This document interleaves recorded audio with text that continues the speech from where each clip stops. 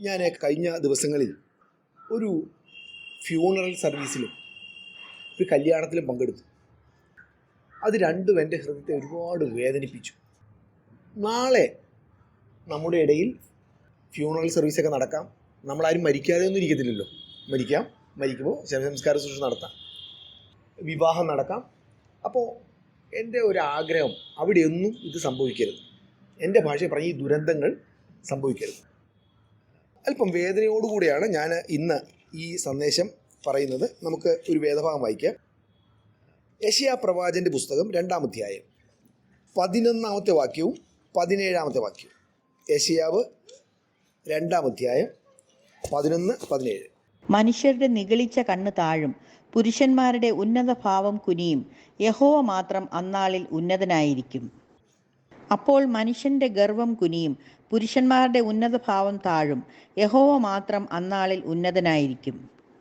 ഭാവിയിൽ സംഭവിക്കാൻ പോകുന്ന ഒരു മനോഹരമായ ദിവസത്തെക്കുറിച്ച് അല്ലെങ്കിൽ ഒരു ഉണർവിനെക്കുറിച്ച് യെശയ്യാ പ്രവാചകൻ പ്രവചിക്കുകയാണ്. സംഭവിച്ചിട്ടില്ല, ഭാവിയിൽ സംഭവിക്കാൻ പോകുന്നു. എന്താണ് പ്രവചിക്കുന്നത്? അന്നാളിൽ അങ്ങനെ ഒരു ദിവസം വരും, അന്ന് യഹോവ മാത്രം ഉന്നതനായിരിക്കും. ആ രണ്ട് വാക്യങ്ങളിൽ നമ്മൾ എടുത്തു കാണുന്നത് അന്ന് യഹോവ മാത്രം ഉന്നതനായിരിക്കും. അപ്പോൾ യഹോവ മാത്രം ഉന്നതനായിരിക്കും എന്ന് പറയുന്നതിന് മുൻപൊരു കാര്യം പറഞ്ഞു. എന്താണ്? അപ്പോൾ മനുഷ്യൻ്റെ ഗർവം ശമിക്കും, മനുഷ്യരുടെ ഉന്നത ഭാവം താഴും. ഒരു കാര്യം നിങ്ങളും ഞാനും ഉറപ്പിച്ച് മനസ്സിലാക്കേണ്ടതും സമ്മതിക്കേണ്ടതും, നമ്മുടെ ഉള്ളിൽ ആവശ്യം പോലെ ഗർവം ഉണ്ട്. എനിക്ക് എൻ്റെ ജീവിതം പറയാൻ പറ്റുമോ? ഞാൻ പല സ്ഥലത്തും വളരെ താഴ്മയോടെ പെരുമാറിയ വ്യക്തിയാണ്. ഞാൻ ഇതുവരെ എൻ്റെ പേരിൻ്റെ മുമ്പിൽ പാസ്റ്റർ ബിജു എന്ന് ഞാൻ എഴുതിയിട്ടില്ല. എനിക്കിപ്പോൾ 55 വയസ്സായി, 30-35 വർഷം ദൈവത്തിലേക്ക് കണ്ടു. ഇതുവരെ ഞാൻ പാസ്റ്റർന്ന് ആരെയും പരിചയപ്പെടുത്തിയിട്ടില്ല. ചില ഒഫീഷ്യൽ കാര്യങ്ങൾ മാത്രമേ എഴുതിയിട്ടുള്ളൂ. എനിക്ക് 2 തിയോളജിക്കൽ ഡിഗ്രി ഉണ്ട്. ഇതുവരെ ഞാൻ എഴുതിയിട്ടില്ല. അപ്പോൾ ആവശ്യം പോലെ. പിന്നെ താഴ്മയെക്കുറിച്ച് ഒരു പുസ്തകം എഴുതി, അതിൻ്റെ 3 എഡിഷൻസ് ഓൾമോസ്റ്റ് തീർന്നു. അപ്പോൾ എനിക്കും തോന്നി തുടക്ക സമയത്തൊക്കെ വലിയ കുഴപ്പം ഇല്ല, ആളുകളൊക്കെ എന്നെ പരിചയപ്പെടുത്തുമ്പോൾ ഇങ്ങനെ പൊക്കി പറയും താഴ്മയെക്കുറിച്ചൊക്കെ. അപ്പോൾ എനിക്കും തോന്നി താഴ്മയുണ്ട്, ഓക്കെ, താഴ്മയൊക്കെ. പക്ഷെ കാലം മുന്നോട്ട് പോകും തോറും ദൈവത്തിൻ്റെ വെളിച്ചം എന്നിൽ അടിച്ചപ്പോൾ ദൈവം അല്പാൽപമായി എൻ്റെ ഉള്ളം തുറന്ന് കാണിച്ചു തുടങ്ങി. ഉള്ളം, പുറത്തല്ല. പുറത്ത് ബിജു ആരാണ്? ഇതുപോലെ താഴ്മയുള്ള ഒരു മനുഷ്യൻ ഇല്ല. താഴ്മയുടെ പ്രതീകം, താഴ്മയുടെ അവസാന വാക്ക്. പക്ഷെ അല്പാൽപമായി ഉള്ളം തുറന്ന് കാണിക്കും തോറും ഞാൻ എന്നെ മനസ്സിലാക്കാൻ തുടങ്ങിയപ്പോൾ ആളുകൾ എന്നെക്കുറിച്ച് പരിചയപ്പെടുത്തുമ്പോൾ ഇങ്ങനെ നല്ല വാക്കുകൾ പറയും, എനിക്കിപ്പോൾ നാണം തോന്നി തുടങ്ങി. പാടാൻ കഴിവില്ലാത്ത ഒരാളെക്കുറിച്ച് യേശുദാസിനെ പോലെയാണ് പാടുന്നതെന്ന് പറയുമ്പോൾ കളിയാക്കാൻ വേണ്ടി പറയുന്നത്. ഇതുപോലെ എനിക്കിപ്പോൾ തോന്നിത്തുടങ്ങി. നമ്മൾ ഒരു കാര്യം സമ്മതിച്ചേ പറ്റൂ, നമ്മുടെ ഉള്ളിൻ്റെ ഉള്ളിൽ ഇത് അടക്കം ചെയ്തിട്ടുണ്ട്, അടങ്ങിയിട്ടുണ്ട്. എന്താണ്? ഉന്നതഭാവം, നിഗളം. നമ്മൾ പുറമേ ഒന്നും കാണിക്കുന്നില്ല. ആ പുറമേ കാണിക്കാത്തത് നല്ലത് കൊണ്ട് മാത്രം, അതിനുള്ള ധൈര്യമൊന്നുമില്ല, ചങ്കൂറ്റം ഇല്ലാത്തതുകൊണ്ടാണ് കാണിക്കാത്തത്. പക്ഷേ ഉള്ളിൻ്റെ ഉള്ളിൽ ഒളിഞ്ഞത്.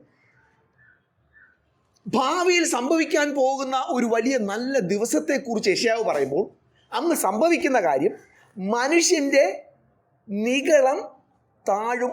അന്നാളിൽ യഹോവ, ആ വാക്ക് ശ്രദ്ധിക്കുക, അന്ന് യഹോവ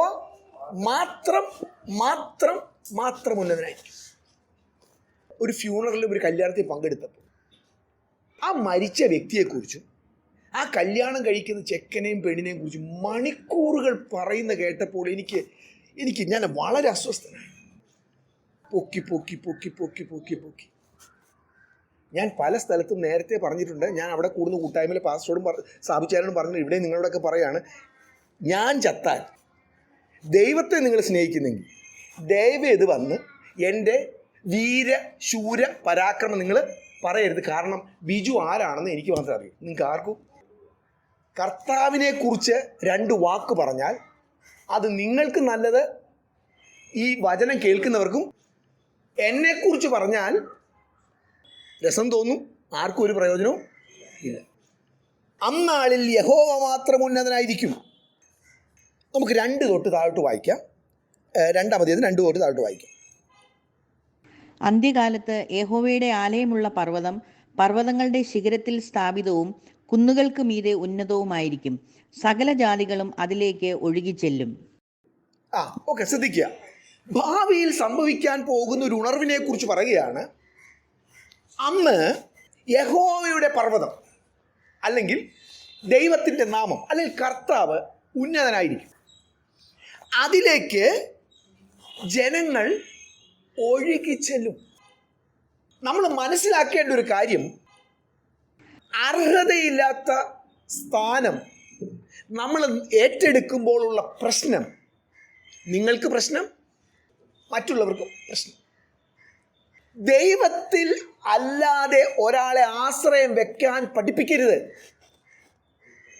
പ്രത്യേകിച്ചും വേലയിലായിരിക്കുന്ന എന്നെ പോലെയുള്ള ആളുകൾ.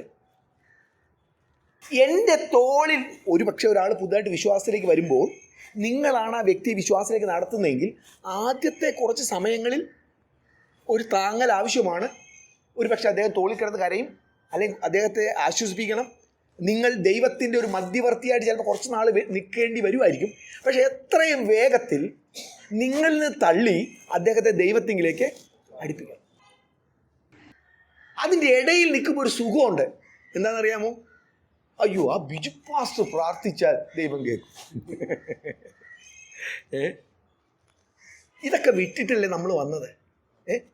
അച്ഛൻ പ്രാർത്ഥിച്ചാൽ ദൈവം കേൾക്കും, ഞങ്ങൾ പ്രാർത്ഥിച്ചാൽ ദൈവം കേൾക്കത്തില്ല. തീർച്ചയായിട്ടും നമുക്ക് ചിലരുടെ സഹായം ആവശ്യമാണ്. കാരണം അവർക്ക് ദൈവം പ്രത്യേക ഗിഫ്റ്റ് കൊടുത്തിട്ടുണ്ട്. പക്ഷെ ദൈവത്തിൻ്റെ സ്ഥാനത്തേക്ക് അവരെ ആരെയും കയറ്റരുത്. ഒരു പ്രവാചകനും ഒരു പാസ്റ്ററും ഒരു ദൈവദാസനും നിങ്ങളുടെ ജീവിതത്തെ ദൈവവുമായിട്ട് അടുപ്പിക്കാനുള്ള ഉത്തരവാദിത്തം അടങ്കലായിട്ട് കൊടുക്കരുത്. ഒരു സമയത്തേക്ക് സഭയിൽ ഒരു എൽഡറുണ്ട്, ഒരു പാസ്റ്ററുണ്ട്, ഒരു പ്രവാചകനുണ്ട്. ഓക്കെ, അതൊക്കെ അവിടെ ആയിക്കോട്ടെ. അവർ നിങ്ങളുടെ ജീവിതത്തേക്ക് കടന്നു കയറി ആ വ്യക്തി, ഈ പണ്ട് പാവകളി കാണും, ഇപ്പം ഇല്ല. പാവകളി എന്ന് പറഞ്ഞാൽ ഈ പാവ കളിപ്പിക്കുന്ന ആളുടെ കയ്യിൽ 2 ചരട് കാണും. ഇത് ആർക്കും കാണാൻ പറ്റത്തില്ല. അയാളുടെ കൈ അനങ്ങുന്നതനുസരിച്ച് ഈ പാവ ഡാൻസ് ചെയ്യും. അങ്ങനെ ഒരിക്കലും നിങ്ങൾ അനുവദിക്കരുത്. എന്നെ അനുവദിക്കരുത്.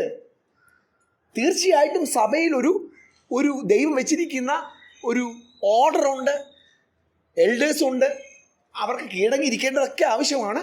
അതെല്ലാം അതിൻ്റെ അർത്ഥത്തിൽ ശരിയാണെങ്കിൽ പോലും ദൈവത്തിൻ്റെ സ്ഥാനത്തേക്ക് ആരെയും വരാൻ അനുവദിക്കുക. ഇവിടെ വായിക്കുന്നത്, അന്ന് യഹോവയുടെ പർവ്വതം ഉയർന്നിരിക്കും, സകല ജനങ്ങളും അതിലേക്ക്.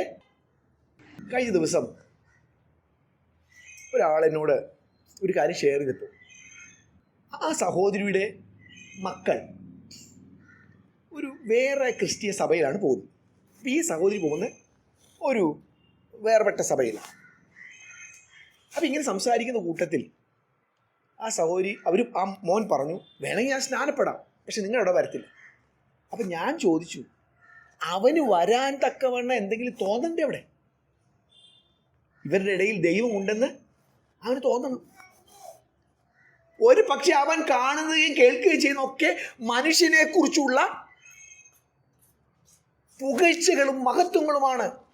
ഒരു ശവസംസ്കാര ശുശ്രൂഷയിൽ ആ മരിച്ച ആളെക്കുറിച്ച് പറഞ്ഞ് പറഞ്ഞ് പറഞ്ഞ് പറഞ്ഞ് പറഞ്ഞ് കർത്താവ് എന്നൊരു വാക്ക് 2-3 മണിക്കൂറുള്ള സമയത്ത്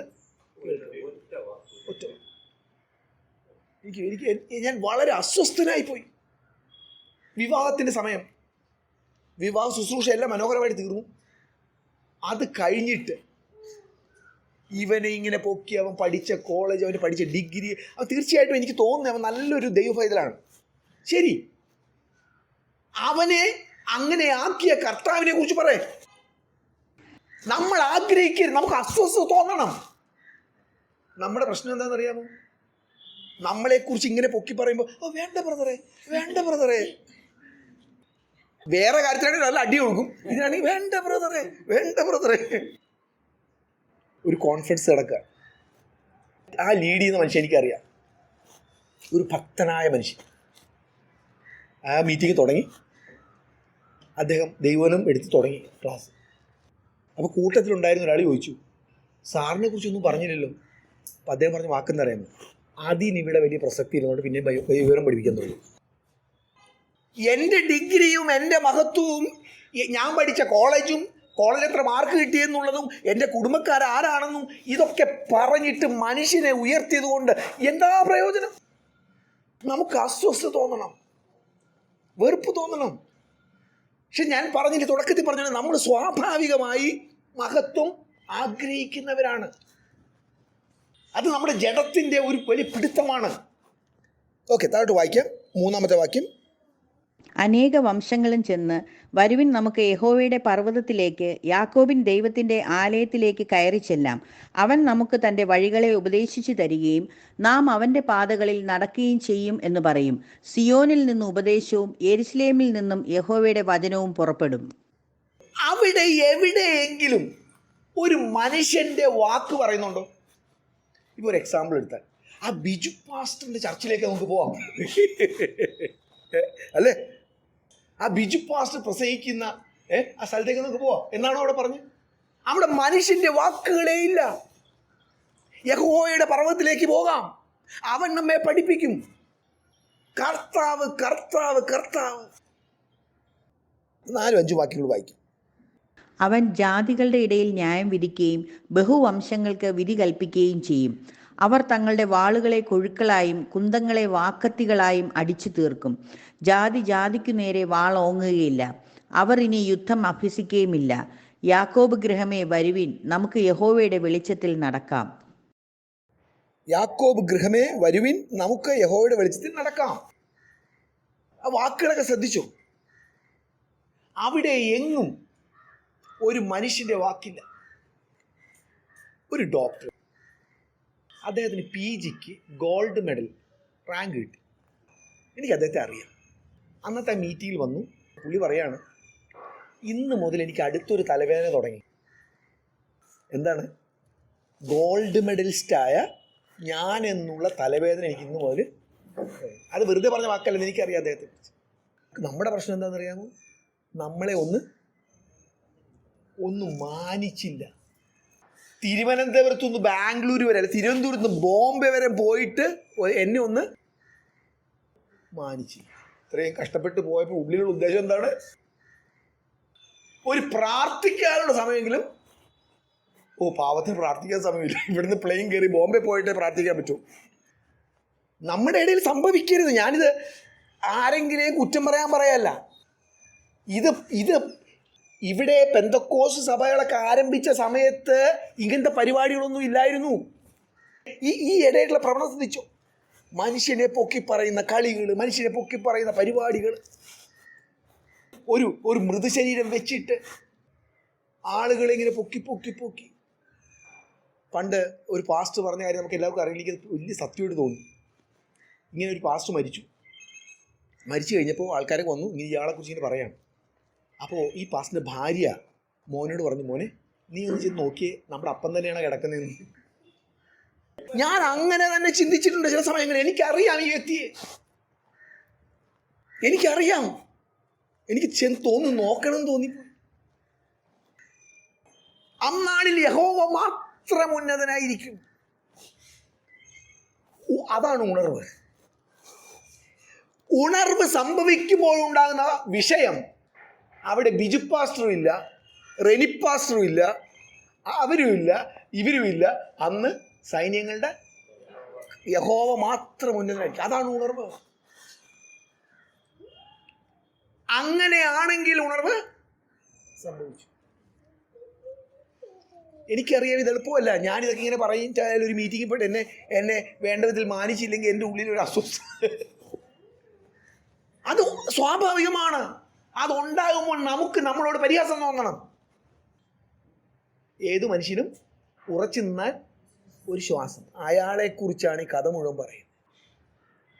ഇതിനെക്കുറിച്ചാണ് ഞാൻ ഈ വീരവാദങ്ങൾ മുഴക്കിയത്.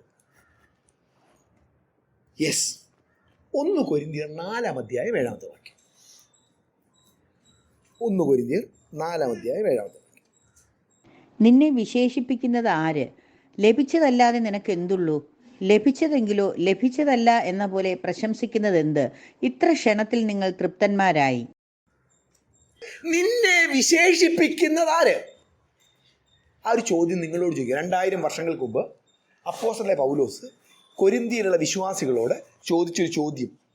നിന്നെ വിശേഷിപ്പിക്കുന്നത് ആര്? Who make you differ from others? നിന്നെ മറ്റുള്ളവരിൽ നിന്ന് വ്യത്യസ്തനാക്കുന്നത് എന്താണെന്നല്ല, ആര്? ഹൂ? പറഞ്ഞേ, ആൻസർ ചെയ്തേ. ദൈവത്തിന് നമ്മളെല്ലാം ആരാ? ഒരേപോലെ ഉള്ളു മക്കളാണ്. ഒന്നിനേക്കാൾ കുറച്ചും കൂടി മോശമായി വേറൊന്ന്. പിന്നെ ദൈവം നമ്മളോട് കാരണം കാണിക്കും, അത്രേ ഉള്ളൂ, അല്ലാണ്ട് ബെറ്റർ എന്നല്ല. Bad, worst. He is not worst but bad. ആരാ നമ്മളെ വിശേഷിപ്പിക്കുന്നത് മറ്റുള്ളവരിൽ? അതിനെക്കാട്ട് കുറച്ച് നല്ല വാക്ക്, മൈസെൽഫ്. ആരാ? ഞാൻ തന്നെ. ഞാൻ രാവിലെ കുളിച്ചൊരുങ്ങി കിട്ടാവുന്ന എല്ലാ മേക്കപ്പും ഇട്ട് ഞാൻ പോകുമ്പോൾ എന്താ എൻ്റെ മനസ്സിലുള്ള ധാരണ? സുന്ദരനാണ്, എല്ലാവരും എന്നെ ശ്രദ്ധിക്കണം. എന്നിട്ട് തിരിച്ചു വന്നപ്പോൾ സന്തോഷമില്ല. എന്തു പറ്റി? ആരും ശ്രദ്ധിച്ചുമില്ല. കഴിഞ്ഞ ദിവസം എന്തോ പറഞ്ഞപ്പോൾ ഏതോ ഒരു ഡ്രസ്സിൻ്റെ കാര്യം പറഞ്ഞപ്പോൾ എത്ര 5000 6000 ആണ്. അപ്പോൾ ഞാൻ പറഞ്ഞ പ്രശ്നമായി പോയില്ല, കാരണം ഇത് കണ്ടാൽ തോന്നത്തില്ല. എന്താ വില ഒട്ടിച്ചത് കീറി കളഞ്ഞെങ്കിൽ പിന്നെയും മനസ്സിലാവും. വേറെ ആരുമല്ല, ഞാൻ തന്നെ. എന്നെ മറ്റുള്ളവർ വ്യത്യസ്തനാക്കുന്ന ആരാണ്? ഞാൻ തന്നെ. എനിക്ക് തോന്നുവാണ് ഞാൻ എന്തൊക്കെയോ എല്ലാവരും വഴിതെറ്റി ഒരുപോലെ കരുതാത്തവരായി. 10 മണിക്കാണ് ട്രെയിൻ വിടുന്നത്. 10 മണിക്ക് ട്രെയിൻ വിടുകയാണ്. ഒരു മനുഷ്യൻ ഉഴപ്പനാണ്. അവൻ വന്ന് എത്ര മണിക്കാണെന്നറിയാമോ? റെയിൽവേ സ്റ്റേഷനിൽ 10:30. ട്രെയിനുണ്ടോ? ട്രെയിൻ പോയി. പിന്നെ കുറച്ചും കൂടി ബെറ്ററായ ഒരാളുണ്ട്. അയാൾ മാത്രം അടിക്കുന്നറിയാമോ? 10:05. അപ്പോൾ 10:05 വന്ന് 10:30 വന്നാണ് വഴക്ക് പറഞ്ഞുകൊണ്ടിരിക്കാൻ. എടാ, ജീവിതത്തിൽ ഉത്തരവാദിത്തം വേണം. ട്രെയിൻ 10 മണിക്ക് പോകുന്ന അറിയാമല്ലോ, ഇപ്പോഴാണ് നീ വരുന്നത്. ഇതൊക്കെ തന്നെ നമ്മുടെ ജീവിതം. ട്രെയിനിൽ ഇരിക്കുന്നത് നോക്കുമ്പോൾ എന്താ, നമ്മൾ ആരെങ്കിലും പറയോ അവനാണ് ഇതിനേക്കാൾ ബെറ്റർ ട്രെയിൻ പോയി. നമ്മൾ തന്നെയാണ്. എന്തുകൊണ്ടാണ് നമുക്ക് നമ്മളെ തന്നെ വ്യത്യസ്തരാക്കുന്നതെന്ന് അറിയാമോ? ദൈവത്തിൻ്റെ കണ്ണിലൂടെയല്ല നമ്മളെ ദൈവത്തിൻ്റെ കണ്ണിലൂടെ നമ്മൾ നോക്കിയാൽ അവിടെയാണ് നിലവിളി ഉണ്ടാകുന്നത്. അതുകൊണ്ടാണ് ദേവാലയത്തിൽ പ്രാർത്ഥിക്കാൻ വന്ന ആ ചുങ്കക്കാരൻ പ്രാർത്ഥിച്ചപ്പോൾ അവൻ പ്രാർത്ഥിച്ചതുപോലെയല്ല പരീശൻ പ്രാർത്ഥിച്ചത്. പരീശൻ കണ്ടത് തന്നെ തൻ്റെ കണ്ണിലൂടെയാണ്. അതുകൊണ്ട് ഞാൻ അവനെ പോലെ അല്ല. പക്ഷെ അവൻ നോക്കി ദൈവത്തിൻ്റെ കണ്ണിലൂടെയാണ്. നിന്നെ വ്യത്യസ്തനാക്കുന്നത് ആര്? ഇനി നിനക്ക് ചില പ്രത്യേകതകളുണ്ട്. പാടാനുള്ള കഴിവ്, പ്രസംഗിക്കാനുള്ള കഴിവ്, കൊടുക്കാനുള്ള കഴിവ്, ചിലപ്പോൾ സൗന്ദര്യം കൂടുതലായിരിക്കും. ഈ സൗന്ദര്യം കുറവും സൗന്ദര്യം കൂടുതലും ഇടയ്ക്കൊന്ന് പറയേണ്ട കാര്യം. അത് ശരിക്കും പറഞ്ഞാൽ 1 മണിക്കൂർ മെസ്സേജ് പറയേണ്ട കാര്യമാണ്. നമ്മളെയൊക്കെ ആരാ ഉണ്ടാക്കിയത്? ദൈവം ഉണ്ടാക്കിയ ശേഷം ഏതെങ്കിലും പറഞ്ഞു അയ്യോ ഇത് മോശമായി പോയത്? ഇല്ല. എല്ലാം നല്ലതെന്ന് കണ്ടു. ദൈവത്തിന് പണിക്കിടയിൽ മിസ്റ്റേക്ക് പറ്റത്തില്ല. നമുക്ക് പറ്റും, ദൈവത്തിന് പറ്റും. ദൈവം ശ്രദ്ധാപൂർവമാണ് നമ്മളെയൊക്കെ ഉണ്ടാക്കിയത്. കറുത്ത തൊലി, വെളുത്ത തൊലി, നീണ്ട മൂക്ക്, പതിഞ്ഞ മൂക്ക്, എന്ത് തന്നെ ആയാലും. അതുകൊണ്ടാണ് മോശയോട് ചോദിക്കുന്നത്, ചെകിടനെയും കുരുടനെയും സൃഷ്ടിച്ചതാര്? യഹോവയായ ഞാനല്ലയോ? ഇനി എനിക്ക് എന്തെങ്കിലും ഉണ്ടെങ്കിൽ അത് എനിക്ക് ലഭിച്ചതാണ്. എനിക്ക് എഴുതാനുള്ള കഴിവുണ്ട്, വേറെ ആൾക്ക് വായിക്കാനുള്ള കഴിവ്. എനിക്ക് പാടാനുള്ള കഴിവുണ്ട്, വേറെ ആൾക്ക് പാട്ട് കേൾക്കാനുള്ള. ഈ പാട്ടുകാരനെ പാട്ടുകാരനാക്കുന്നവരാ? അപ്പം ആരും കേൾക്കാനില്ല, എങ്ങനെ ഉണ്ടാവും? കേൾക്കാൻ ആളില്ലെങ്കിൽ ദൈവം ആരെയും വേസ്റ്റായിട്ട് സൃഷ്ടിച്ചിട്ടില്ല. എനിക്ക് എന്തെങ്കിലും ഉണ്ടെങ്കിൽ അതൊക്കെ ലഭിച്ചതാണ്. എന്നെ പ്രത്യേകതയുള്ളവരാക്കാനൊന്നുമല്ല. ദൈവം ഈ സമൂഹത്തിൽ അല്ലെങ്കിൽ ഈ ലോകത്തിൽ അതിൻ്റെ നിലനിൽപ്പിന് ആവശ്യമായിട്ടുള്ള ഓരോരോ കാര്യങ്ങൾ ഉണ്ടാക്കും. ചേന മാത്രമാണ് ഉണ്ടാകുന്നതെങ്കിൽ എങ്ങനെ ഉണ്ടാകും? പച്ചമുളകുണ്ട്, കുരുമുളകുണ്ട്, ഉപ്പുണ്ട്. ഇതെല്ലാം വ്യത്യസ്തമാണ്. അതെല്ലാം കൂടി ചേരുന്നതാണ് അതിൻ്റെ രുചി. പക്ഷെ നമ്മുടെ പ്രശ്നം, നേരം വെളുത്താൽ നമ്മൾ ചിന്തിക്കുന്നത് എന്താ? ഞാൻ വ്യത്യസ്തനാണ്, ഞാൻ കഴിവുള്ളവനാണ്. ഞാൻ സാധാരണ പറയാറുള്ള കാര്യമുണ്ട്. ഓക്കെ, പഠിക്കാനുള്ള ഓർമ്മശക്തിയും ബുദ്ധിയും ദൈവം തന്നിട്ടുണ്ടെങ്കിൽ പഠിച്ചു, IAS കാരനായിരിക്കും, കളക്ടറായിരിക്കും, കുഴപ്പമില്ല. പക്ഷെ എല്ലാവർക്കും അതില്ല. ഉഴപ്പിൻ്റെ കാര്യം മാത്രമല്ല ഞാൻ പറയുന്നത്. അല്ലാതെ ഞാൻ രാവിലെ മുതൽ ഉച്ച വരെയും കുത്തിയിരുന്നൊരു വാക്ക് പഠിച്ചു, പരീക്ഷ വിളിക്കറി മറന്നുപോയി. അങ്ങനെയൊക്കെ വ്യത്യസ്തമായ സ്വഭാവങ്ങളുള്ള ഓർമ്മശക്തിയുള്ള ആളുകളുണ്ട്. ആയിക്കോട്ടെ, അത് കുഴപ്പമൊന്നുമില്ല. ഞാനിത് പറയുന്നത് ഇപ്പം എനിക്ക് പ്രസംഗിക്കാനും എളുപ്പമാണ്, നിങ്ങൾക്ക് കേൾക്കാനും എളുപ്പമാണ്. പക്ഷെ കൃത്യമായിട്ട് നാളത്തെ എൻ്റെ ശവസംസ്കാര ശുശ്രൂഷ, അല്ല അടുത്ത ദിവസത്തെ എൻ്റെ ശവസംസ്കാര ശുശ്രൂഷ, ഇതെല്ലാം തെറ്റിച്ച് എല്ലാം കുളമാക്കും. എന്നിട്ട് നമ്മൾ പറയും, അടുത്തൊരവസരമുണ്ടെങ്കിൽ കർത്താവിന് വേണ്ടി നിൽക്കണം, ഒരു കല്യാണം നടക്കട്ടെ. അത് സംഭവിക്കരുത്. നമുക്ക് ലജ്ജ തോന്നണം. എന്ത്? എന്നെക്കുറിച്ച് ഇങ്ങനെ മഹത്വമായ കഥകൾ പറയുമ്പോൾ എനിക്ക് ലജ്ജ തോന്നുന്ന വിധത്തിൽ, ഇറിറ്റേഷൻ തോന്നുന്ന വിധത്തിൽ അതല്ലേ കാണുന്നത്. പൗലോസിനെയും ശീലാസിനെയും ജനങ്ങൾ പൊക്കിപ്പറഞ്ഞപ്പോൾ അവർ വസ്ത്രം കീറി അവരുടെ ഇടയിലേക്ക് ഓടി വന്നിട്ട് ചോദിക്കുന്നു, നിങ്ങൾ ചെയ്യുന്ന ഈ വ്യർത്ഥ കാര്യങ്ങൾ എന്തിന്? ഈ വസ്ത്രം കീറാനൊക്കെ പറഞ്ഞ എന്താണ്? അത്രമാത്രം അവർ ഹൃദയ തകർച്ചയോടെ ചെയ്യുന്ന കാര്യമാണ്. വസ്ത്രം വലിച്ചു കീറി ജനങ്ങളുടെ ഇടയിലേക്ക് ഓടി വന്നിട്ട് പറയണം, നിങ്ങൾ ചെയ്യുന്ന വ്യർത്ഥ കാര്യം. നമുക്ക് അത് തോന്നുന്നില്ലെന്ന് മാത്രമല്ല, ഇതൊക്കെ ഇപ്പം നമുക്കില്ലാതെ ഈ പരിപാടി നമുക്ക് സംഭവിക്കരുത്. നാളൊരു വിവാഹം നടക്കും, കർത്താവിന് സ്തോത്രഗീതം പാടി ചിലപ്പോൾ തീർച്ചയായിട്ടും ആ മണവാളിനെ മണവാട്ടിയൊക്കെ പരിചയപ്പെടുത്തേണ്ടി വരുമായിരിക്കും. കാരണം ഈ ജനങ്ങളെല്ലാം അവരെ കാണാൻ പറ്റും. ആയിക്കോട്ടെ, 1-2 പേര് പറഞ്ഞതിനെക്കുറിച്ചല്ല ഞാനീ പറയും. മണിക്കൂറുകളിൽ നിന്ന് കഥ പറഞ്ഞ് തന്നെ പിന്നെയും പറഞ്ഞ്, ബിജുവിനെ പോലൊരു മനുഷ്യനില്ല, ഇതുപോലൊരു നല്ല മനുഷ്യനില്ല, അത് അടുത്ത ആൾ വന്ന് ബിജുവിനെ പോലെ നല്ല മനുഷ്യനില്ല. ക്രൂശിൻ്റെ വഴിയിലേക്ക് കയറുക എന്നതും അവിടെ നിൽക്കുക എന്നുള്ളതും എളുപ്പമുള്ള കാര്യം. അതുകൊണ്ടാണ് ഇത് വീണ്ടും വീണ്ടും നമ്മൾ ചിന്തിക്കുകയും പഠിപ്പിക്കുകയും ചെയ്യുന്നത്. ഇത്രയും വർഷമായി ക്രൂശിനെ കുറിച്ച് പ്രസംഗിച്ചുകൊണ്ടൊന്നും എൻ്റെ മനസ്സിൽ ഈ ആഗ്രഹമില്ലാതെയൊന്നും അവസരത്തിൽ കൊതിക്കുന്നുണ്ട്. കുറച്ച് മഹത്വം എനിക്ക് മുഴുവനേക്ക് വേണ്ട, 99% കർത്താവിന് കൊടുത്തേക്ക്, ഓർമ്മ എനിക്കിതാ. അതുകൊണ്ടാണ് നമ്മൾ ഈ ക്രൂശിൻ്റെ വഴിയെക്കുറിച്ച് വീണ്ടും വീണ്ടും പഠിക്കേണ്ടത്. ഇത് നമ്മുടെ തലയിലേക്ക് കയറത്തില്ല. കാര്യം എന്താണെന്നറിയാമോ? ഒന്ന്, ജഡത്തിൻ്റെ പിടി. രണ്ടാമത്, സമൂഹത്തിൻ്റെ സപ്പോർട്ട് വന്നിപ്പോൾ സഭയും അത് സപ്പോർട്ട് ചെയ്യാൻ തുടങ്ങി. ലൂക്കോസിന്റെ സുവിശേഷം 23-ാം അധ്യായം 35 മുതൽ 37 വരെയുടെ വാക്യം. ഇവൻ മറ്റുള്ളവരെ രക്ഷിച്ചുവല്ലോ, ദൈവം തിരഞ്ഞെടുത്ത ക്രിസ്തുവെങ്കിൽ തന്നെത്താൻ രക്ഷിക്കട്ടെ എന്ന് പ്രധാനികളും പരിഹസിച്ചു പറഞ്ഞു. പടയാളികളും അവനെ പരിഹസിച്ച് അടുത്തു വന്ന് അവനെ പുളിച്ച വീഞ്ഞു കാണിച്ചു. നീ യഹൂദന്മാരുടെ രാജാവെങ്കിൽ നിന്നെ തന്നെ രക്ഷിക്ക എന്ന് പറഞ്ഞു. നമുക്കൊരു തെറ്റിദ്ധാരണയുണ്ട്. വിശ്വാസത്തിലേക്ക് വന്നതുകൊണ്ട് നമ്മളെ മറ്റുള്ളവരുടെ മുൻപിൽ ദൈവം മാനിക്കും. ഇതൊക്കെ എവിടെ നിന്ന് വന്ന തിയോളജിയാണെന്നറിയാമോ? നമ്മുടെ ആഗ്രഹത്തിൽ നിന്ന് വന്ന തിയോളജിയാണ്. കർത്താവിൻ്റെ തുടക്കം മുതൽ അവസാനം വരെ, ഇപ്പം ഞാൻ വായിക്കുന്ന അവസാനത്തെ രംഗമാണ്, ഒരു മനുഷ്യൻ്റെ മരണരംഗമാണ്. ആ ക്രൂശിൽ കിടക്കുമ്പോൾ ആളുകൾ പറയുന്നത് എന്താണെന്നറിയുമോ? ഒന്ന് തെളിയിച്ച്, നീ മിടുക്കനാണെന്നും കഴിവുള്ളവനാണെന്നും ഭക്തനാണെന്നും യഹോവയിൽ നിന്നെ പ്രസാദമുണ്ടെന്നും തെളിയിച്ച്. എങ്ങനെ തെളിയിക്കുന്നത്?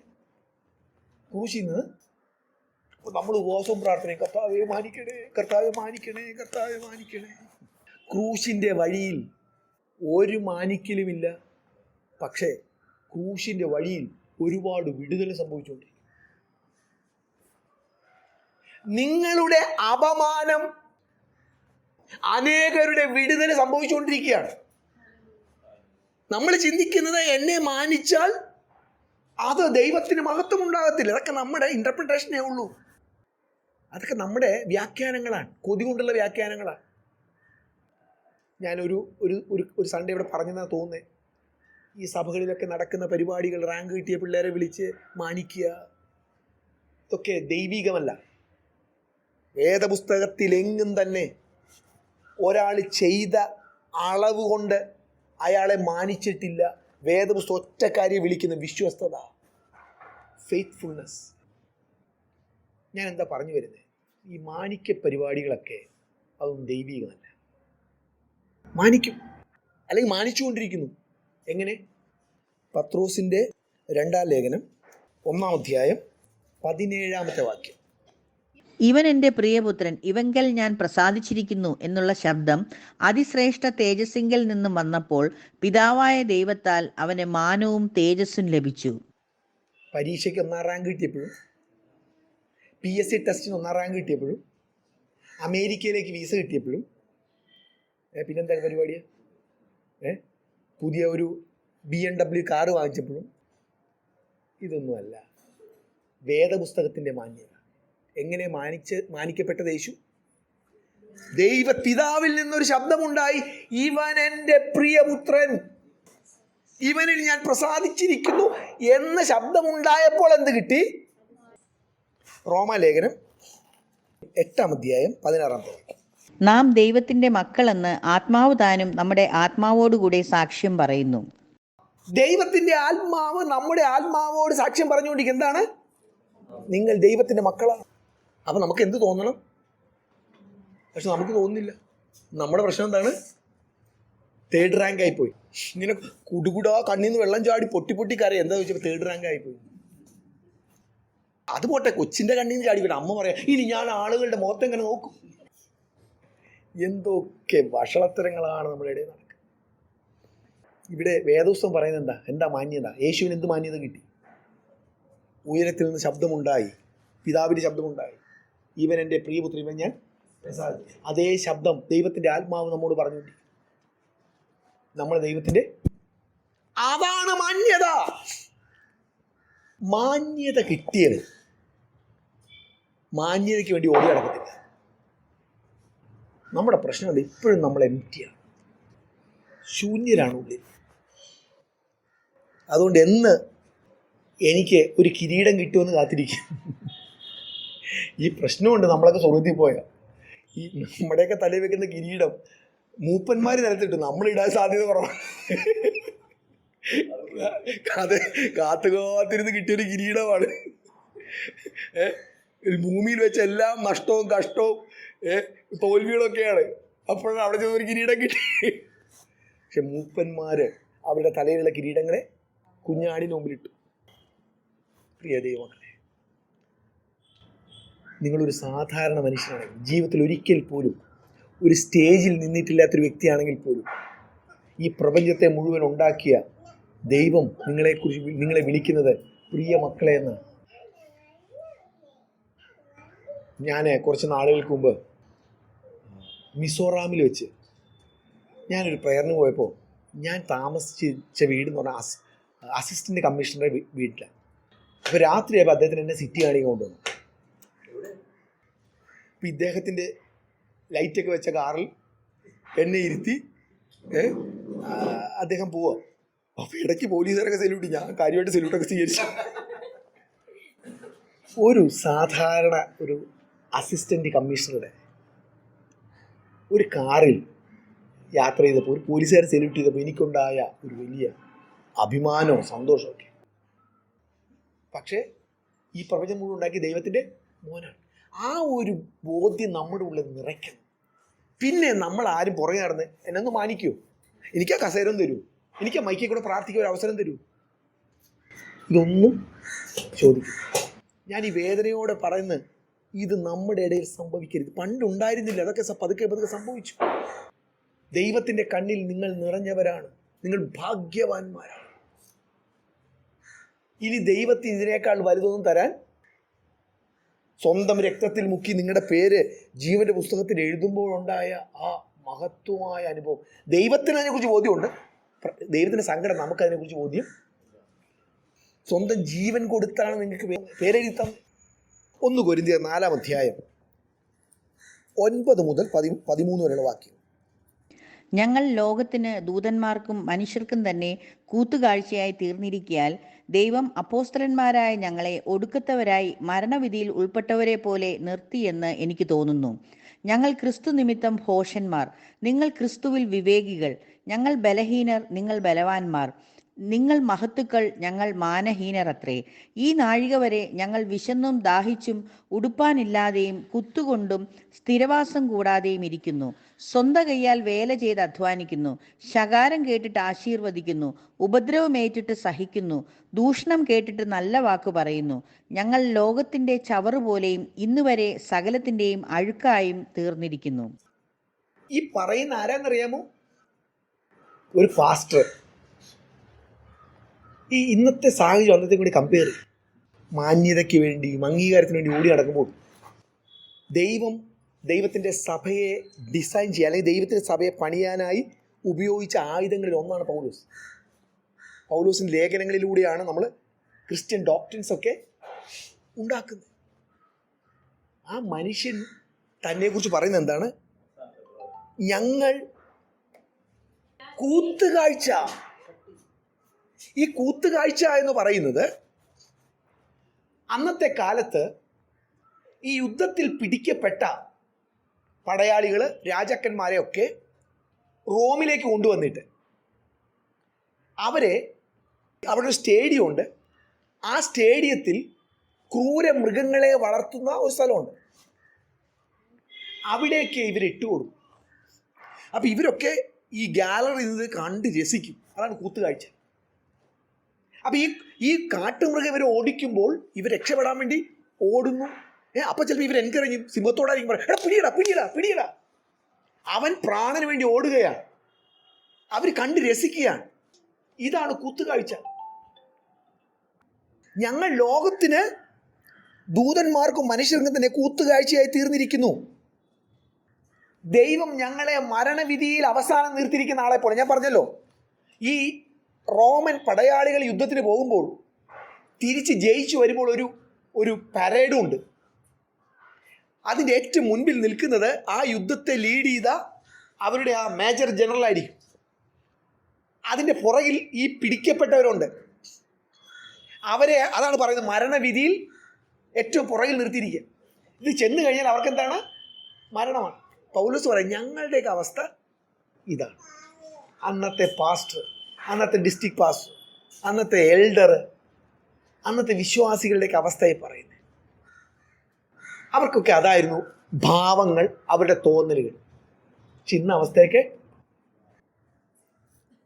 ഞങ്ങൾ 10-ാമത്തെ വാക്യം, ഞങ്ങൾ ക്രിസ്തു നിമിത്തം ഭോഷന്മാർ, നിങ്ങൾ ക്രിസ്തു വിവേകികൾ. ഞങ്ങൾ ബലഹീനർ, നിങ്ങൾ ബലവാന്മാർ. നിങ്ങൾ ആദരണീയർ, ഞങ്ങൾ അപമാനിതർ. പൗലോസ് പറയുകയാണ്. ഞാൻ കുറച്ച് ഡീറ്റെയിൽ ആയിട്ട് പറഞ്ഞാൽ മാത്രമേ മനസ്സിലാവുള്ളൂ. പക്ഷേ നമ്മൾ ബൈബിൾ സ്റ്റഡി അല്ലാത്തതിനെ പോകുന്നില്ല. അതായത് കൊരിന്ത്യയിലുള്ള വിശ്വാസികളുടെ മനോഭാവം എന്തായിരുന്നു? അവരുടെ ഇടയിൽ ഒരു ഭിന്നത ഉണ്ടായിരുന്നു. എന്താണെന്നറിയാമോ? ഞങ്ങൾ പൗലോസിൻ്റെ പക്ഷക്കാർ, ഞങ്ങൾ അപ്പോസ്തലൻ്റെ പക്ഷക്കാർ. അതായത് അവരുടെ പ്രൈഡാണ്, ഞങ്ങൾ പൗലോസിൻ്റെ ആളാണ്. അപ്പോൾ അതിനെതിരെയാണ് പുള്ളി ഇങ്ങനെ പറഞ്ഞു വരുന്ന കൂട്ടത്തിലാണ് ഈ കാര്യം പറഞ്ഞത്. എന്നിട്ട് പറയാണ്, ഞാൻ നിങ്ങളെ ലജ്ജിപ്പിക്കാൻ പറയുകയല്ല. നിങ്ങൾക്ക് എന്താ തോന്നുന്നത്? നിങ്ങൾ ആദരണീയർ. പക്ഷെ ഞങ്ങൾ ആരാണ്? കൂത്തുകാഴ്ചക്കാർ. നമ്മുടെയൊക്കെ മനോഭാവം എന്താണ്? നിങ്ങൾക്കറിയാമോ? കേരളത്തിൽ പെൻറ്റക്കോസ്റ്റൽ മൂവ്മെൻറ്റിന് അടിസ്ഥാനമിട്ട ഭക്തന്മാരൊക്കെ കൂത്തുകാഴ്ചക്കാരായിരുന്നു. നമ്മൾ ചിന്തിക്കുന്നത് എന്താ? നമ്മൾ പറഞ്ഞൊരു ഡയലോഗുണ്ട്, കളക്ടർ എന്ന് സുവിശേഷം പറഞ്ഞ ആൾക്കാരൊക്കെ ശ്രദ്ധിക്കും. കളക്ടറായിരുന്നോ കേരളത്തിൽ പെന്തക്കോസ്ത് സഭയുടെ അടിസ്ഥാനമിട്ടവർ? അല്ല. ക്രിസ്തീയ വിശ്വാസത്തിന്റെ അടിസ്ഥാനമിട്ടവർ? അല്ല. ആർക്കും വേണ്ടാത്തവർ, അഡ്രസ് ഇല്ലാത്തവർ, കൂത്തുകാഴ്ചക്കാർ, അവരെയാണ് ദൈവം ഉപയോഗിച്ചത്. ഒരു കളക്ടർ വിശ്വാസിയാണെങ്കിൽ അദ്ദേഹം പറഞ്ഞ് സുവിശേഷം പറഞ്ഞാലും, ഒരു വിദ്യാഭ്യാസമില്ലാത്ത ഒരാൾ സുവിശേഷം പറഞ്ഞാലും പറയുന്ന ആളുടെ വിഷയമല്ല സുവിശേഷത്തിൻ്റെ ശക്തി. കാര്യം നമ്മുടെ മൈൻഡ് ഈ ലോകത്തിനോട് കുറേ ചേർന്നിരിക്കുക. അതുകൊണ്ടാണ് പറയുന്നത് പൗലോസ്, മനസ്സ് പുതുക്കി രക്ഷിക്കപ്പെട്ട അന്ന് മുതൽ മനസ്സ് മാറ്റാൻ തുടങ്ങണം. പക്ഷെ നമ്മുടെ പ്രശ്നം എന്താ? ആ പഴയ മനസ്സും കൊണ്ട് പുതിയ ലോകത്തിലേക്ക് നമ്മൾ അത് മാറണം. എൻ്റെ വിഷയം ഇതാണ്, യഹോവ മാത്രം ഉന്നതൻ. നമ്മുടെ ഇടയിൽ അങ്ങനെ ഒരു സംസാരം ഉണ്ടാകരുത്. വലിയവനും ചെറിയവനുമില്ല. അവാർഡ് കിട്ടിയോ? സ്തോത്രം. അവാർഡ് കിട്ടിയില്ലേ? സ്തോത്രം. അതൊന്നും ദൈവരാജ്യത്തെ വിഷയമല്ല. സ്വർഗത്തിൽ ചെല്ലുമ്പോൾ MAക്ക് ഫസ്റ്റ് റാങ്ക് കിട്ടിയവരൊക്കെ ഇങ്ങോട്ട് മാറി നിൽക്ക്, MAക്ക് തോറ്റവരൊക്കെ അങ്ങോട്ട് നിൽക്ക്. വല്ലതുണ്ടോ? ഒറ്റ ചോദ്യമുള്ളൂ, വിശ്വസ്തത. നിങ്ങൾക്ക് തന്ന ജീവിതത്തിൽ നിങ്ങൾ വിശ്വസ്തരായിരുന്നു? പണത്തിൽ വിശ്വസ്തരായിരുന്നു? നിങ്ങൾക്ക് തന്ന ജോലിയിൽ വിശ്വസ്തരായിരുന്നു? വിശ്വസ്തത കൊണ്ട് റിസൾട്ട് ഉണ്ടാകത്തില്ല. വിശ്വസ്ത കൊണ്ട് റിസൾട്ട് ഉണ്ടാകത്തില്ല. ഒരു പാസ്റ്റർ വളരെ വിശ്വസ്തയോടെ ഒരു സ്ഥലത്ത് പോയി പ്രവർത്തിക്കുന്നു, 10 വർഷം പ്രവർത്തിച്ചു, പക്ഷെ അദ്ദേഹത്തെ സഭയിൽ 2 വിശ്വാസികളുള്ളൂ, കുഴപ്പമില്ല. വേറെ ആൾ എന്ന് പ്രവർത്തിച്ചു, അവിടെ 500 പേരുണ്ട്, കുഴപ്പമില്ല. ദൈവം നോക്കുന്നത് എണ്ണമല്ല, ദൈവം നോക്കുന്നത് വിശ്വസ്തയാണ്, ഫെയ്ത്ത്ഫുൾനെസ്. നമ്മുടെ ഇടയിൽ ശ്രേഷ്ഠത ഉണ്ടാക്കുന്ന, ചിന്തിക്കണ്ട റാങ്ക് കിട്ടിക്കോ ആയിക്കോട്ടെ, നമ്മുടെ ഇടയിൽ അത് വേണ്ട ദൈവമക്കളെ. ലോകത്തിൽ അതുണ്ട്. അതുകൊണ്ടാണ് നിങ്ങൾ സഹോദരന്മാരെന്ന് വിളിക്കാൻ കർത്താവ് പറഞ്ഞത്. എല്ലാവരും ഒരുപോലെ ആണം. ആറ്റിറ്റ്യൂഡ്, മനോഭാവം. വലിയ ജോലി, കുറഞ്ഞ ജോലി, വലിയ ജാതി, ചെറിയ ജാതി, എനിക്കറിയാം നമ്മൾ ജീവിക്കുന്ന സമൂഹത്തിൻ്റെ പ്രശ്നം. പക്ഷേ you can change your attitude. നിങ്ങൾക്ക് നിങ്ങളുടെ മനോഭാവം മാറ്റാം. എനിക്ക് ലോകം മുഴുവൻ നന്നാക്കാൻ പറ്റത്തില്ല, വേണ്ട, എനിക്ക് എന്നെ മാറ്റാമല്ലോ. ഞാൻ മാറുമ്പോൾ അറ്റ്ലീസ്റ്റ് എൻ്റെ വീട്ടിൽ ആ മെസ്സേജ് കിട്ടുമല്ലോ, മതി, എനിക്ക് അത്രേ പറ്റുള്ളായിരിക്കും.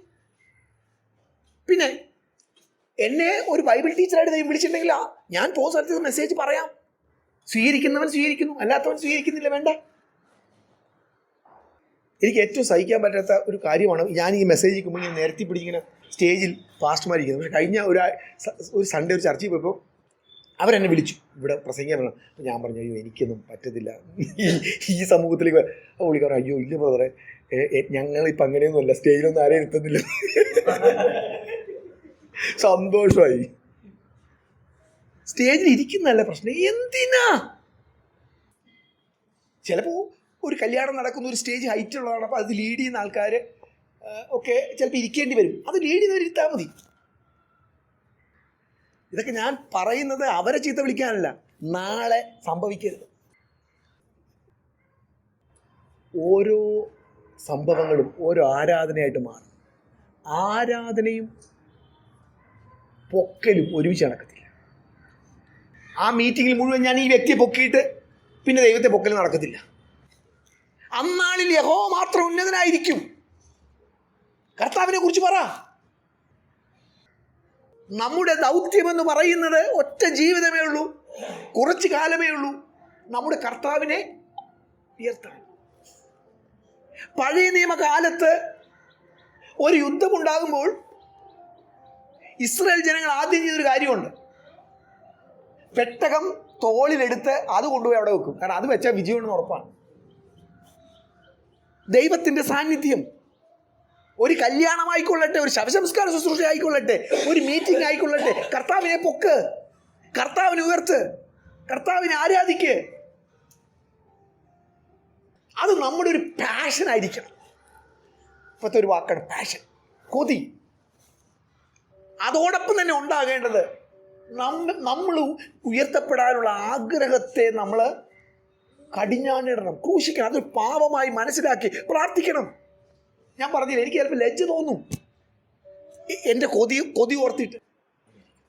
ഒരു സ്ഥാനത്തിന് വേണ്ടി ഒന്ന് അംഗീകാരം കിട്ടാൻ വേണ്ടി ഒന്ന് പരസ്യമായിട്ടൊന്നും പറയത്തില്ല. 3 തരത്തിലാണ്. 1 പരസ്യമായി പറയുന്നു, 2 രഹസ്യമായി ആഗ്രഹിക്കുന്നു, 3 അറിയാതെ അകത്ത് ഒളിഞ്ഞു കിടക്കുന്നു. അത് എന്താ? ഹൃദയത്തിൽ പോലുമല്ല, അത് ചില സന്ദർഭത്തിൽ കയറി വരും. ഒരു മീറ്റിങ്ങിൽ ഒരാൾ വല്ലാതെ ദേഷ്യപ്പെടുന്നു. അയാൾക്ക് പോലും അറിയില്ല എന്താണ് സംഭവത്രേ ഉള്ളൂ. അയാൾക്ക് അവസരം കൊടുത്തില്ല, അയാൾക്ക് മാന്യത കൊടുത്തില്ല, അയാൾക്ക് മനസ്സിലാകുന്നില്ല. അതാ ഞാൻ പറഞ്ഞത്, ദൈവം പതുക്കെ പതുക്കെ കാണിച്ചപ്പോൾ എനിക്ക് ലജ്ജ തോന്നുന്നു ഇപ്പം എന്നെക്കുറിച്ച് പറയാൻ. ദൈവത്തിൻ്റെ നാമം ഇന്നും എന്നേക്കും മഹത്വപ്പെടട്ടെ. നമ്മൾ ആരാധകരാണ്. നമ്മുടെ ദൗത്യം ദൈവത്തെ ഉയർത്താൻ, നമ്മളെ രക്ഷിച്ച, നമുക്ക് ജീവൻ തന്ന, നമുക്ക് മാന്യത തന്ന, നമുക്ക് പേരുണ്ടാക്കിയ, നമ്മെ സ്വർഗത്തിൽ കൊണ്ടുപോകുന്ന, നിത്യത കർത്താവിനോടുകൂടെ ചെലവഴിക്കാൻ അവസരം തരുന്ന കർത്താവിനെ ഉയർത്തുക, അത് മാത്രം. കർത്താവ് പറഞ്ഞില്ലേ, സ്ത്രീകളിൽ നിന്ന് ജനിച്ചവരിൽ യോഹന്നാൻ സ്നാപനേക്കാൾ വലിയവനില്ല. ആ മനുഷ്യൻ പറയുന്നത് എന്താണ്? ഞാനോ കുറയണം, അവനോ ഒറ്റ ലക്ഷ്യമേ ഉള്ളൂ. ഞാനോ കുറയണം, അവനോ. അതിങ്ങനെ വലുതായിക്കൊണ്ടിരിക്കുകയാണ്. എന്താണ്? ദൈവത്തിൻ്റെ വളർച്ച കൂടുന്നു, ഇവൻ്റെ കുറയല് കുറഞ്ഞു കുറഞ്ഞു കുറഞ്ഞു. യെരുശലേമിൽ നിന്ന് വന്ന ആളുകൾ ചോദിച്ചു, നീ പറ, നീ ആരാണ്? നീ ആ പ്രവാചകനാണോ? ഒടുവിൽ അവൻ പറയുന്നു, ഞാൻ മരുഭൂമിൽ വിളിച്ചു പറയുന്ന ഒരു ശബ്ദമാണ്.